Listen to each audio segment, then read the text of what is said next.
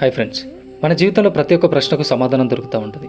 కానీ సమాధానం లేని ప్రశ్నగా ఒకటి మిగిలిపోయింది. మనిషి చనిపోయిన తర్వాత ఎక్కడికి వెళ్తాడు, ఏం చేస్తాడు? ఇది రాజు కథ. రాజు క్రైస్తవ కుటుంబానికి చెందినవాడు. ఒకరోజు రాజు మరణిస్తాడు. మనిషి శరీరం ఒకరోజు ఆగిపోతుంది, కానీ క్రైస్తవ విశ్వాసం ప్రకారం ఆత్మ మాత్రం ఆగదు.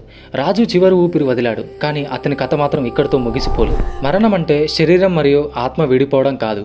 రాజు తన బాడీని చూడగలిగాడు. ఇది ఎలా సాధ్యం? నేను ఇంకా ఉన్నానా అని ఆశ్చర్యపోతాడు. క్రైస్తవ మతం ప్రకారం మరణం తర్వాత ఆత్మ ఒంటరిగా వదిలిపెట్టబడదు. దేవదూతలు ఆ ఆత్మను తీసుకువెళ్ళడానికి వస్తారు.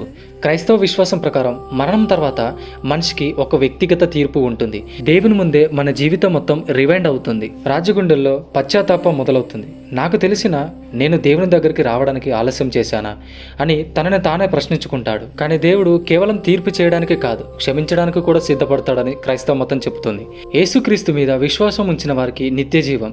ఇది బైబిల్ యొక్క వాగ్దానం. క్రైస్తవ విశ్వాసం ప్రకారం దేవుని మీద విశ్వాసంతో ప్రేమతో జీవించిన వారు స్వర్గానికి వెళ్తారు. దేవుని తిరస్కరించిన పాపంలోనే జీవించిన వారు నరకానికి వెళ్తారు. మరి కొందరి ఆత్మలు శుద్ధి అయ్యే వరకు ఒక మధ్యస్థానంలో ఉండాలని ముఖ్యంగా క్యాథలిక్ క్రైస్తవులు నమ్ముతారు. కొంతమంది ఆత్మలు పూర్తిగా చెడ్డవాళ్ళు కాదు, కానీ పూర్తిగా పవిత్రులు కాదు. అలాంటి వారు తాత్కాలికంగా శుద్ధీకరణ స్థలంలో ఉండి తమ పాపాల నుండి శుద్ధి తర్వాత స్వర్గానికి చేరుతారని విశ్వాసం. స్వర్గం అనేది దేవుని సన్నిధి. అక్కడ కంటతడి లేదు, బాధ లేదు, భయం లేదు.